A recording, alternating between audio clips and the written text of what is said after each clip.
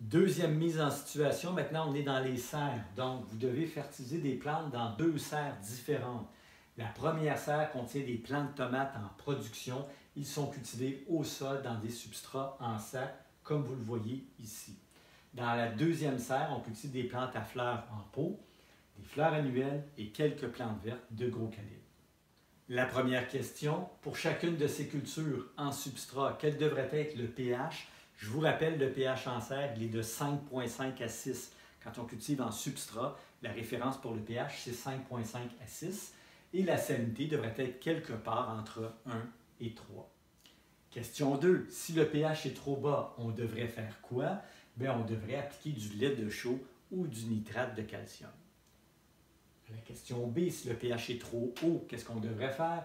Appliquer un engrais acidifiant ou des acides liquides ou du sulfate de fer dilué dans de l'eau. Il y a plusieurs possibilités. Donc, on va devoir corriger le pH, évidemment, dans les deux cas, et évidemment avec des produits différents. À la question C, si la salinité est trop basse, qu'est-ce que je devrais faire? Évidemment, augmenter la fertilisation, fertiliser plus.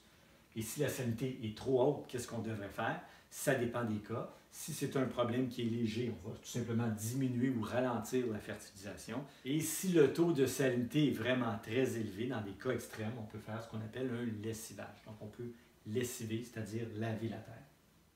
Troisième point, maintenant, on doit choisir les bons ratios d'engrais. Donc, quel ratio d'engrais devrait-on utiliser? On commence avec la serre de plants de tomates. Donc, les plants de tomates en période d'enracinement, si on veut les fertiliser, on va utiliser évidemment un ratio d'enracinement, donc le 1,5,1. Après ça, les plants de tomates commencent à pousser un petit peu, ils prennent un peu de volume, ils développent du feuillage. On pourrait mettre un engrais de végétation 2,1,1. Les plants de tomates finissent par commencer à faire des fleurs. Donc, on va leur mettre un engrais de floraison. Ça pourrait être le 1,2,1 ou quelque chose qui ressemble à ça. Et quand les plants de tomates vont être en pleine période de fructification, on va donner un ratio de fructification, donc le 1,2,3 ou quelque chose de semblable. Donc, ça, c'est pour les tomates.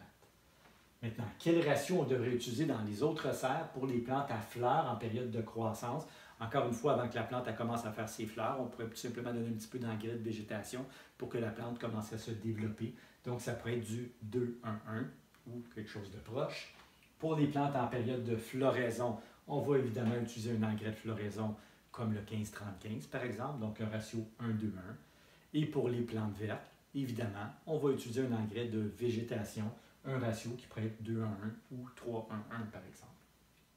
À la question 5, on doit maintenant choisir le bon nombre de ppm. Donc, à combien de ppm en moyenne je devrais fertiliser mes plantes vertes? Évidemment, ça va varier selon les saisons. À la mi-janvier, on est pas mal dans le creux de l'hiver. Donc, on va avoir des taux de ppm très, très bas. Je vous rappelle, dans le pire de l'hiver, fin décembre, on est autour de 150 ppm. Donc, à la mi-janvier, on va être peut-être autour de 200 ppm par semaine. À la mi-mars, on est vraiment dans le printemps. Le pic du printemps, c'est le 21 mars. Donc, on va être autour de 400 ppm semaine. Et à la mi-mai, quand les plantes sont en croissance active, on va monter ça jusqu'à environ 600 ppm. Ça peut même être un petit peu plus.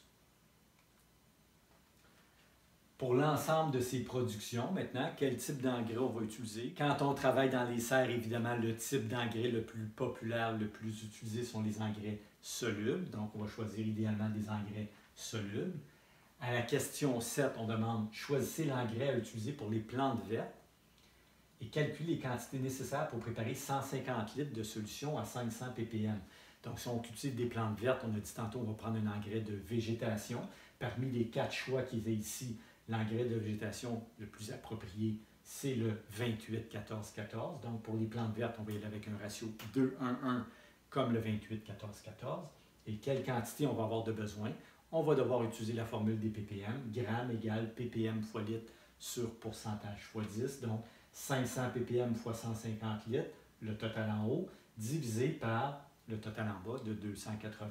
L'engrais, c'était du 28-14-14, donc on a pris le chiffre 28. Donc, total en haut divisé par total en bas nous donne la quantité nécessaire, soit 268 grammes de 28-14-14 qu'on va mélanger dans 150 litres. Ça va nous fabriquer une solution à 500 ppm. Donc, réponse, 268 grammes de 28-14-14. À la question 8, On dit une des cultures de la deuxième serre souffre d'une carence en éléments nutritifs. Donc, on voit des pélargoniums ici qui souffrent d'une carence. Et ce qu'on observe, c'est que le feuillage est plutôt pâle avec des feuilles qui montrent la couleur rouge. La couleur rouge et le jaunissement des feuilles sont évidemment associés à des carences en azote. Donc, identifier cette carence, c'est une carence en azote. Et maintenant, choisir un produit qui va permettre de corriger cette carence-là. Bien évidemment, parmi les 4 choix qui étaient présentés, c'est l'urée, qui est l'engrais azoté qui va permettre de corriger cette carence-là. Ça complète donc la deuxième étude de cas où on devait fertiliser dans des serres des plants de tomates, des plantes à feuillage et des plantes à fleurs. Et ça termine la correction de l'examen formatif synthèse de la leçon 27. Je répète ce que j'ai dit au début, il nous reste une leçon où on va faire d'autres exercices de révision et ensuite va venir l'examen sommatif. Bonne étude tout le monde!